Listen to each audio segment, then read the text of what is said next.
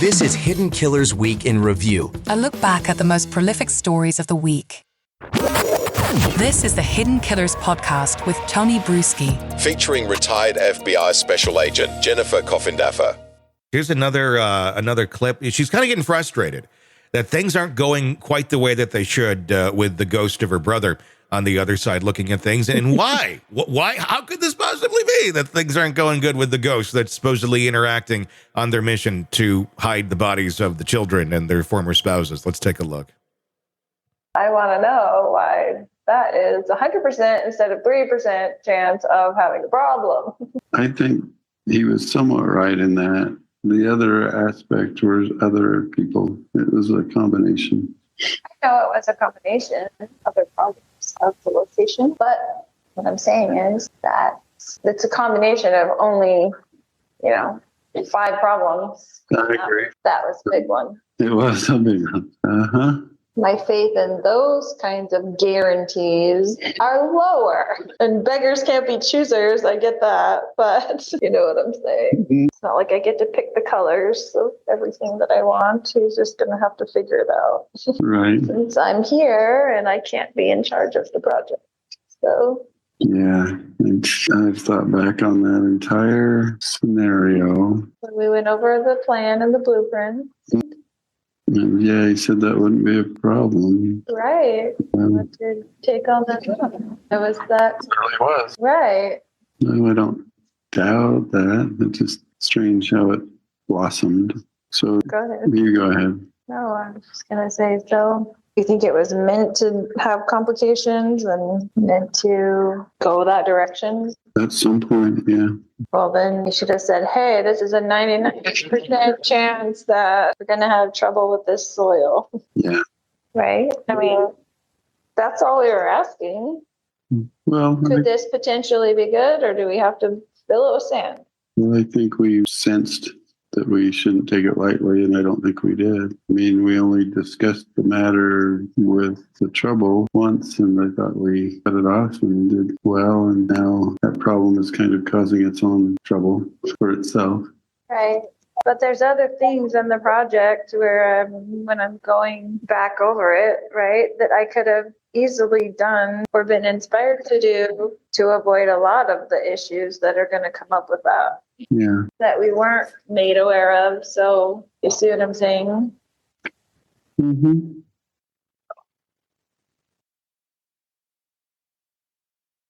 Apparently outside of jail, you can't talk to the ghosts, but Chad can.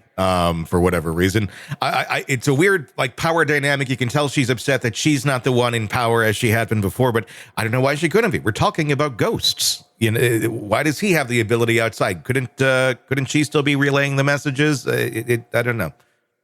See, that's to my point, you're Tony, right. that she knows it's a bunch of rubbish.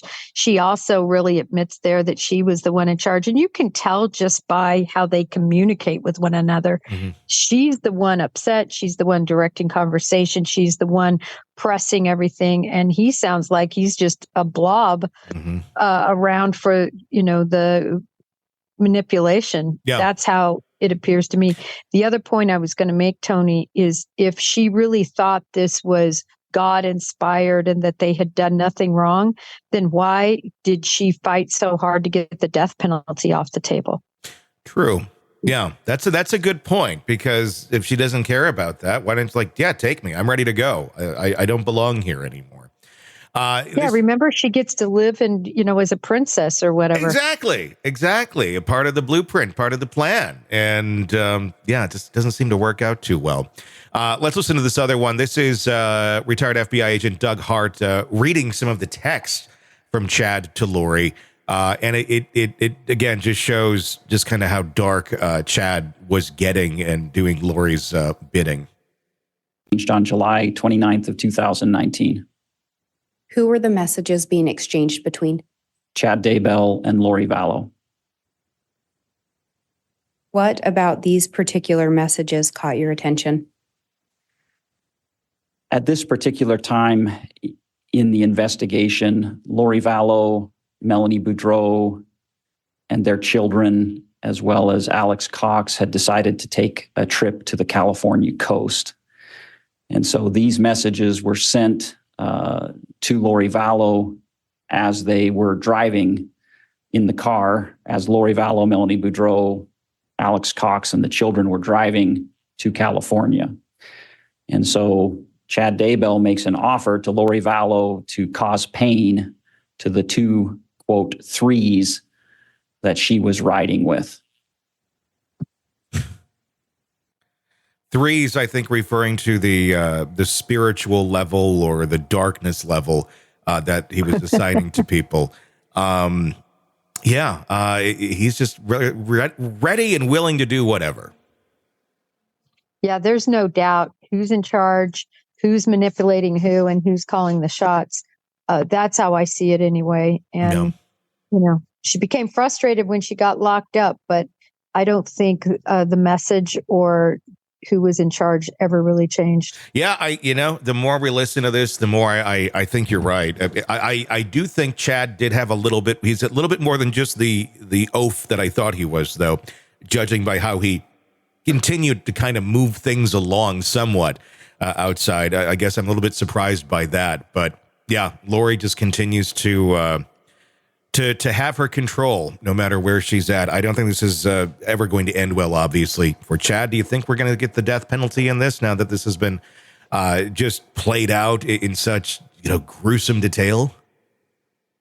I do. And I know we've discussed before whether that will, hold up. Mm-hmm. They'll have, decades to discuss it because we know how slow the process is. But I think he will get the death penalty.